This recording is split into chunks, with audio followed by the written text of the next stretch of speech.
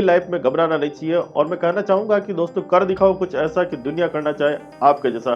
तो दोस्तों अगर किसी इंसान में कुछ करने की जिद होती है तो इंसान उसी कमजोरी को वो अपनी ताकत बना लेता है। तो दोस्तों हमें भी अपनी कमजोरी को अपनी ताकत बना लेना चाहिए और लाइफ में ऐसा मुकाम हासिल करना चाहिए कि हम जिंदगी में कुछ कर पाए, कुछ अच्छा काम कर पाए। दोस्तों वक्त का कोई भरोसा नहीं, वक्त कभी भी बदल सकता है।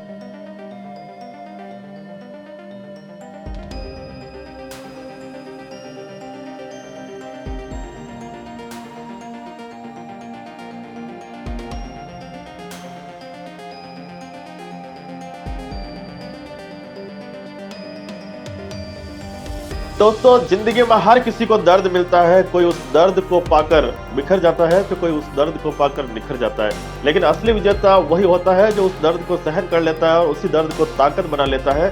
तो उस ताकत को बनाकर, उस ताकत का यूज करके अगर अच्छे कामों में यूज करता है तो वो इंसान जिंदगी में सफल होता है और उस इंसान के नाम से इतिहास लिखा जाता है। और वो इंसान इस जिंदगी में, इस लाइफ में, इस सोसाइटी को बहुत कुछ अपना गिफ्ट दे जाता है, अपने ज्ञान का, अपने नॉलेज का। तो गुड मॉर्निंग दोस्तों, नमस्कार। आज है मंडे और अभी बज रहे हैं सुबह के 8 और मैं हूं सीपी बैरवा और आप मेरे साथ देख रहे हैं मंडे मोटिवेशनल में आज एक नई स्टोरी। तो दोस्तों आज हम बात करने वाले हैं एक ऐसे शख्सियत की, एक ऐसे इंसान की जिनका बॉडी लगभग पूरी तरीके से काम नहीं कर पा रहा था सिवाय उनके ब्रेन के। लेकिन उस इंसान ने इस दुनिया को अपने ज्ञान से इतना लाभान्वित किया, उन्होंने अच्छी अच्छी थ्योरी और अच्छे अच्छे पहलुओं को सुलझाया, उनके ज्ञान से लोगों को बहुत ही ज्यादा फायदा मिला। वो एक महान साइंटिस्ट हुए हैं। तो दोस्तों आज की वीडियो में हम बात करने वाले हैं एक महान साइंटिस्ट जिसका नाम है स्टीफन हॉकिंस। दोस्तों अक्सर देखा जाता है कि हमारी लाइफ में बहुत सारी प्रॉब्लम आती है, तो बहुत बार हम फिजिकली डैमेज हो जाते हैं।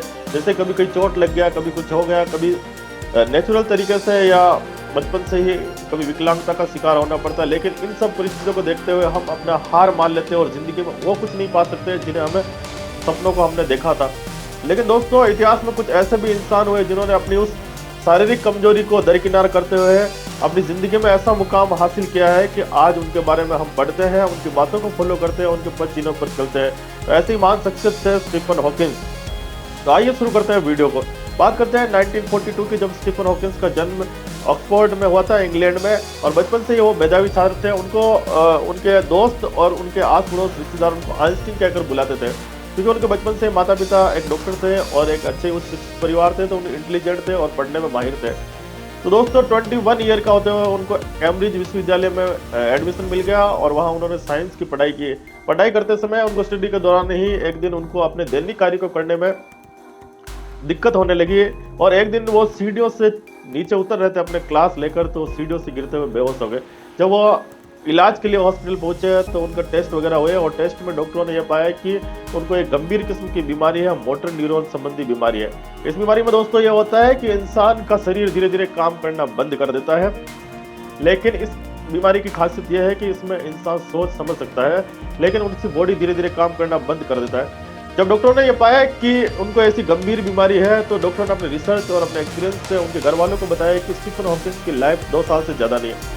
जब उनको धीरे धीरे इस बीमारी के बारे में पता चला तो उनको बहुत गहरा सदमा लगा और उनको बहुत ही ज़्यादा टेंशन हो गई, डिप्रेशन में चले गए। लेकिन दोस्तों वो एक बहुत ही मजबूत दिल के इंसान थे, मजबूत उनका मोटिवेशन था, वो सकारात्मक पॉजिटिव सोच वाले इंसान थे। उन्होंने सोचा अगर मरना ही है तो मैं इस दुनिया को कुछ देके जाऊँ, अपनी लाइफ में कुछ करके जाऊँ, क्योंकि मौत तो आनी है निश्चित है, लेकिन जन्म से मृत्यु के बीच की जो जिंदगी है वो कैसे जीना है वो अपने आप पर डिपेंड करता है। भले ही मेरा शरीर काम करना कम कर रहा है, लेकिन मैं इस दुनिया में कुछ अलग करके दिखाऊंगा। इसी जज्बे और जुनून को जिंदा रखते हुए उन्होंने साइंटिफिक थ्योरी और अपने नॉलेज का यूज करते हुए उन्होंने साइंस के क्षेत्र में धीरे धीरे रिसर्च करना प्रारंभ किया। उन्होंने एक किताब लिखी है the brief history of time. इन्होंने उसमें ब्रह्मांड के जो बिग होल थ्योरी है उसको सोल्व करने की कोशिश की और जो धारणा वर्षों से चली आ रही है बिग होल के बारे में कि एक गहरा अंधकार है उसको सुलझाया और उन्होंने टाइम से रिलेटेड कुछ थ्योरी भी दी। तो दोस्तों धीरे धीरे जैसे जैसे टाइम लैप्स होता गया, धीरे धीरे उनके शरीर ने काम करना बंद किया, लेकिन उन्होंने हिम्मत नहीं हारी और धीरे धीरे अपने रिसर्च को आगे बढ़ाते रहे और दुनिया के आगे उनके रिसर्च को उन्होंने प्रस्तुत किया। तो दोस्तों एक समय ऐसा भी आया कि जबकि उनके शरीर का लगभग 60-70% हिस्से ने काम करना बंद कर दिया, वो चल नहीं पाते थे, बोल नहीं पाते थे, हिल डुल नहीं पाते थे। लेकिन उन्होंने अपने लिए एक ऐसी चेयर, कंप्यूटराइज चेयर का आविष्कार किया जिस चेयर पर वो बैठे रहते थे। उस चेयर में एक ऐसा कंप्यूटर सिस्टम स्थापित था कि जैसे ही वो सोचते थे उनके हल्का फुल्का मूवमेंट होता था हाथों में या वाइब्रेशन होता था बॉडी में, उस तरंगों को वो कंप्यूटर स्कैन कर लेता था और उस स्कैन के माध्यम से पता चल जाता था कि स्टीफन हॉकिंस किस बारे में सोच रहे हैं या किस विषय पर अपनी बात दोहरा रहे हैं। तो दोस्तों इस तरह उन्होंने अपने मोटिवेशन से, अपने जज्बे से और अपने जीने की जिद से, उन्होंने डॉक्टरों ने जो भविष्यवाणी की थी कि आप 2 साल से ज़्यादा जिंदा नहीं रह सकते, उस भविष्यवाणी को उन्होंने गलत साबित किया और 76 ईयर्स की आयु में 2018 में उनका निधन हो गया था। तो दोस्तों स्टीफन हॉकिंस आज हमारे बीच में लेकिन नहीं है, लेकिन उन्होंने अपने कामों से और अपने जज्बे से उन्होंने जो डॉक्टरों की भविष्यवाणी थी उनको गलत सिद्ध किया और वो अपने समाज और सोसाइटी को ऐसा ज्ञान डेवलप करके गए, देखे गए, जिससे कि बिग होल थ्योरी को समझने में, बिग बैंग थ्योरी को समझने में वैज्ञानिकों को बहुत ही अच्छी सफलता मिली है। और उनके कई भी रिसर्च पेपर, उनकी बहुत सारी खोजें, इन्वेंशन उन्होंने की है जो कि आज के साइंस में वैज्ञानिकों के लिए और हमारे लिए बहुत ही अच्छी है। और उनके जो लेसन थे, उनकी जो बुक थे, आज उनकी यूनिवर्सिटी में, अच्छी अच्छी यूनिवर्सिटी में पढ़ाया जाता है। तो दोस्तों आज के वीडियो में हमने जाना स्टीफन हॉकिंस के जीवनी के बारे में। तो दोस्तों मैं कहना चाहूँगा कि हमारी लाइफ में भी बहुत सारी ऐसी प्रॉब्लम आती है जब हम बहुत बार फिजिकली या मेंटली डिप्रेस हो जाते हैं और कई बार हम बहानेबाजी कर लेते हैं कि हमारे पास ये दिक्कत हो गई, हमारी तबीयत खराब हो गई या हमें इस तरह का संसाधन नहीं मिले। तो दोस्तों कंटिन्यूटी और कुछ काम करने का जज्बा इंसान को एक अलग ही आकार देता है, उनको एक अलग ही कुछ करने का जज्बा करता है। दोस्तों जैसा कि हमें पता है कि मौत तो एक दिन आनी है, निश्चित है। तो दोस्तों क्यों ना ऐसा काम कर दिखाए, ऐसा मोटिवेशन कर दिखाए या ऐसा सक्सेस होकर दिखाए कि हम अपनी लाइफ को खुश कर सके, अपनी लाइफ को सेटल कर सके और अपने फैमिली और सोसाइटी को अपना कुछ ज्ञान का या अपने एक्सपीरियंस का अनुभव दे सके। तो दोस्तों हमें भी लाइफ में घबराना नहीं चाहिए और मैं कहना चाहूँगा कि दोस्तों कर दिखाओ कुछ ऐसा कि दुनिया करना चाहे आपके जैसा।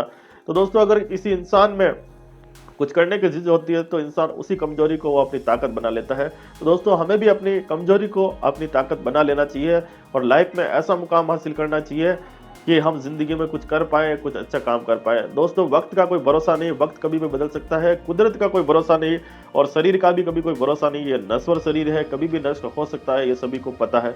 तो दोस्तों हमें अपने सपनों को हमेशा जीना चाहिए और हमेशा पॉजिटिव माइंड से सोच के निरंतर प्रयास करते रहना चाहिए और कंटिन्यूटी बनाए रखना चाहिए अपने सपनों को पाने के लिए, ताकि हम भी जिंदगी में कुछ ऐसा काम कर जाए कि हमारे लिए इतिहास लिखा जाए। तो दोस्तों अगर आप हमारे YouTube चैनल पर नए हैं तो मेरे YouTube चैनल CP Bearman 92 को जरूर फॉलो करें, ताकि हर मंडे 8 बजे मैं आपके लिए लेकर आ सकूँ एक नई मोटिवेशनल स्टोरी या लाइफ चेंजिंग स्टोरी, ताकि आप भी अपनी लाइफ में मोटिवेट हो सके और अपनी लाइफ में कुछ एक नया मुकाम हासिल कर सके। अगर दोस्तों आप हमारे YouTube चैनल पर पहली बार विजिट कर रहे हैं तो मेरे YouTube चैनल CP Bearman 92 को जरूर फॉलो करें और मुझे सपोर्ट करें, ताकि मेरा भी मनोबल बढ़े और मैं आपके लिए बेहतर से बेहतरीन लाइफ स्टोरी या मोटिवेशनल वाली स्टोरी आपके लिए हर मंडे लेकर आपके लिए हाजिर होता रहूं। अंत में दोस्तों मैं यही कहना चाहूंगा कि कर दिखाओ कुछ ऐसा कि दुनिया करना चाहे आपके जैसा। तो दोस्तों आज के वीडियो में बस इतना ही, मिलते हैं अगले सोमवार सुबह 8 बजे। देखना ना भूले और सपोर्ट करना ना भूले। धन्यवाद, थैंक यू, नमस्कार।